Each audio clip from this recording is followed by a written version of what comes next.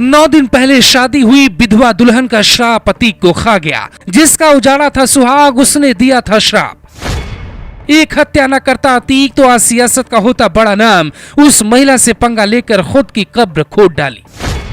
3 दिन में अतीक के घर में 3 मिट्टी। राजू पाल, उमेश पाल को मारना क्या जीवन की सबसे बड़ी भूल हो गई।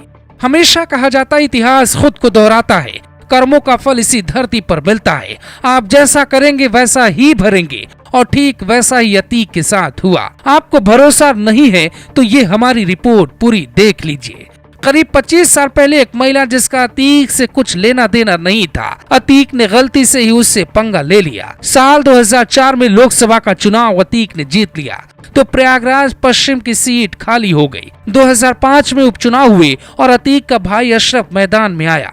ये उसकी सियासी पारी की शुरुआत थी। उस दौर में मुलायम सिंह यादव सीएम थे। अतीक को मूंछों पे ताव था। अतीक को लगा हम चुनाव जीत लेंगे, लेकिन ऐसा नहीं हुआ। बसपा के टिकट पे राजू पाल मैदान में आया और अतीक के परिवार को इतिहास में पहली बार हार का सामना करना पड़ा। अतीक उस वक्त बौखला गया, क्या करना चाहिए क्या नहीं भूल गया। और कहा जाता है जोश में आदमी होश गंवा बैठता है और अपनी कब्र खोद डालता है।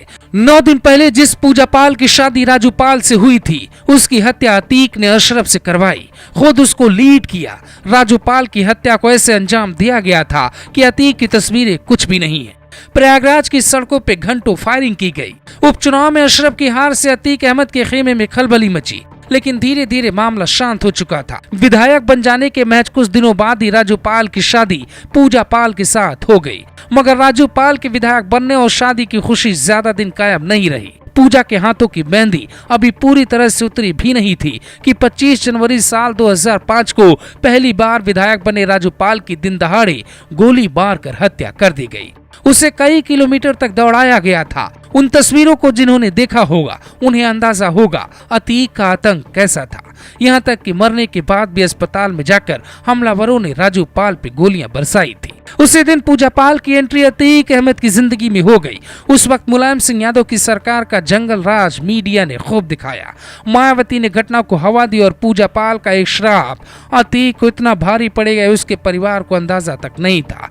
पूजा पाल ने रोते हुए कहा था, अतीक और अतीक के गुर्गों ने जो हाल मेरे पति का किया है, एक दिन भगवान भी उन्हें उनके कर्मों की सजा देगा और उसका भी अंत ऐसा ही होगा। राजू पाल की हत्या के बाद उनकी राजनीतिक विरासत पत्नी पूजा पाल ने संभाल ली। मायावती ने प्रयागराज पहुंच पूजा पाल को बसपा से उप विधानसभा चुनाव का टिकट सौंप दिया, लेकिन पूजा पाल चुनाव हार गई थी। अतीक की आंखों में पूजा पाल और उसका परिवार अभी भी चुभ रहा था। 17 साल बाद अतीक और उसके गुर्गे उसी पूजा पाल से फिर भिड़ जाते। उमेश पाल जिसकी हत्या में असद भी शामिल था, जो राजू पाल हत्याकांड का गवाह था, उमेश पाल को साइड करते ही जैसे अतीक के कर्मों का हिसाब तय हो गया। प्रयागराज में सीसीटीवी कैमरे में अतीक के गुर्गों ने उमेश पाल के साथ जो किया वो पूरे देश ने देखा, लेकिन ठीक वैसे ही कैमरे के सामने अतीक के साथ जो हुआ वो नेशनल मीडिया ने लाइव दिखा दिया। अशरफ अहमद की हार से बौखला कर अतीक ने बदले का कदम उठाया। आज अशरफ अली के साथ ही अतीक की कहानी खत्म हो गई। कानून पर सवाल उठाया जा सकता है, पर कर्म का हिसाब इसी धरती पर होना है। Bureau report, global Bharat TV.